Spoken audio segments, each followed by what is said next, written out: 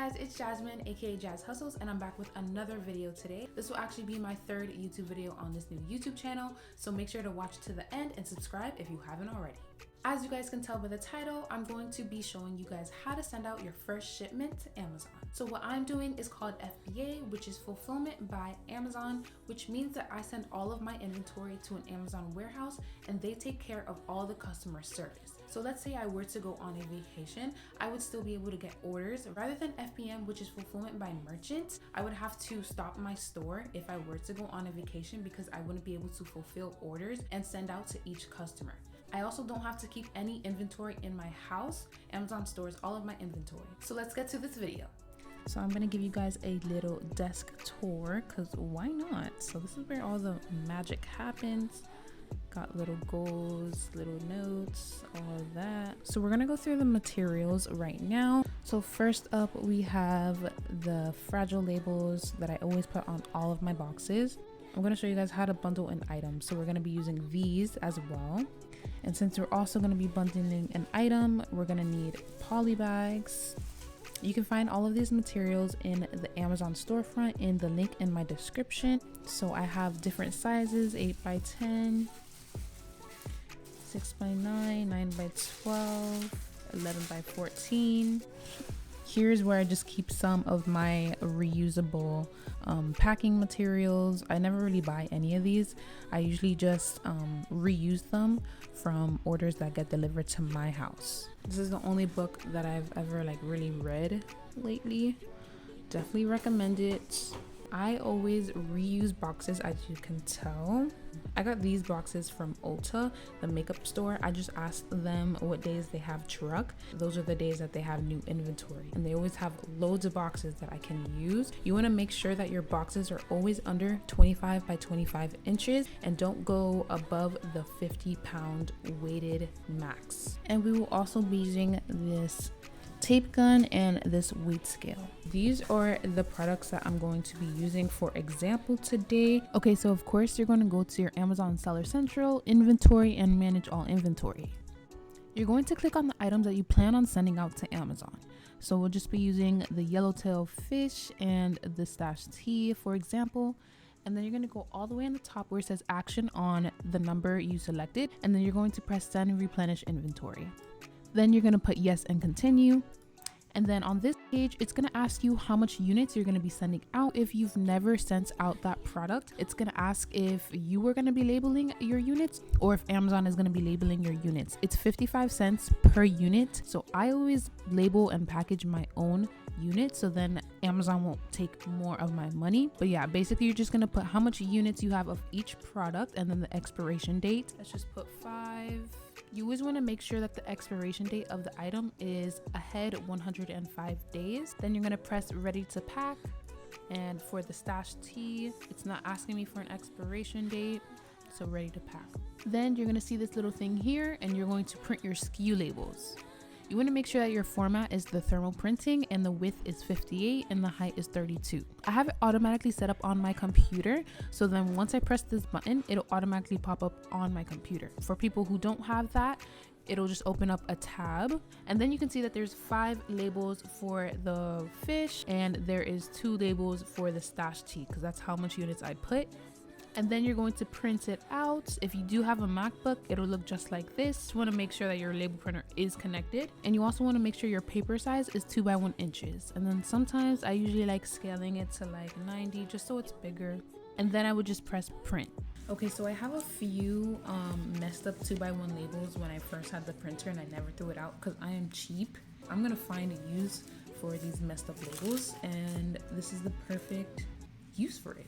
So let's just say that we just printed out our labels, right? You want to make sure that you have a poly bag that fits the units perfectly, and you want to make sure that there is a suffocation warning on the back of the poly bag because Amazon is not going to let you use poly bags that don't have the suffocation warning on it. This is the manufacturer barcode of the item, and we aren't able to use the manufacturer barcode for this certain product. So that's why we had to print out our own 2 by 1 labels. So once you have it in the poly bag, you're going to tape it up. This has an adhesive already on it. You're going to put the sodas acet labels on it. So you're just gonna put it. It doesn't have to be perfect. And then you're going to put your 2x1 labels, the FNSKU labels that you just printed out, over the poly bag rather than covering the barcode of the item, because it is a bundle. You can put it anywhere, and this is what the unit will fully look like, and it is good to go. This is another product that I recently sold in the past, but this brand, they sent me like an IP complaint and they were telling me not to sell their items, so I have a few of these units that I don't really know what to do with. But yeah, basically, let's say that an item was selling as a 1-pack and it didn't need poly bagging, then all you have to do is cover the barcode with the label that you just printed out for the item. So you just look here and you just put it like this. And there you go. So easy packing, labeling your units so that you can eventually send it to Amazon. Okay, so once you've packaged and labeled your units, you're going to pack individual units. So on this page, it's gonna ask you how much boxes you're going to be using. If you just have one box, that is perfectly fine. For now, I'll just show you what it looks like opening up a web form for multiple boxes. So you're gonna press that option and you're going to put the amount of boxes that you have. So let's just put 2. So now you're going to input how much units is in box 1 and how much units is in box 2. Let's just say we have a total of 5 stash teas, correct? So we have 3 units of the stash tea in box 1, and let's just say that we have the other 2 units in box 2. Let's say that we had 2 of the wild plant in box 1 and we have 0 in box 2. Now you're going to weigh your boxes with the weight scale that I showed you guys. And let's just put 2 pounds, just put 3 pounds for this one. And now you're going to add your box dimensions. You're going to measure your box. Sometimes they have the box dimensions on the bottom of the box, but it really just depends on what box you have. 5 by 5 by 5. And let's say that both of the boxes are the same size. You're going to check both of them off. But actually, let's say that box 2 is a smaller box. So you're going to add another box dimension here, and you're going to uncheck that one, and you're going to input the smaller box size. Let's just put 2 by 2 by 2. And then you'll check off there. So that's how you open a web form for if you have multiple boxes. And let me show you what one box looks like. It's even easier. You're just gonna put everything will fit into one box, confirm, box dimensions, and then after you're going to weigh the box with the weight scale. Let's just say it was like 5 pounds, and then you're going to confirm packing information.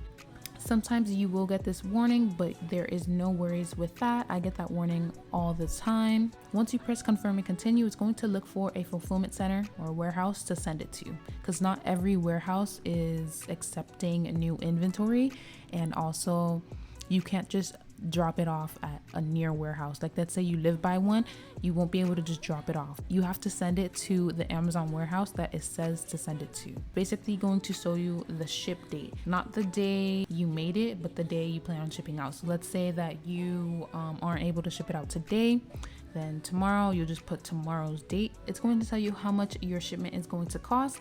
I definitely recommend using UPS because Amazon is partnered with that carrier, so the rates are cheaper.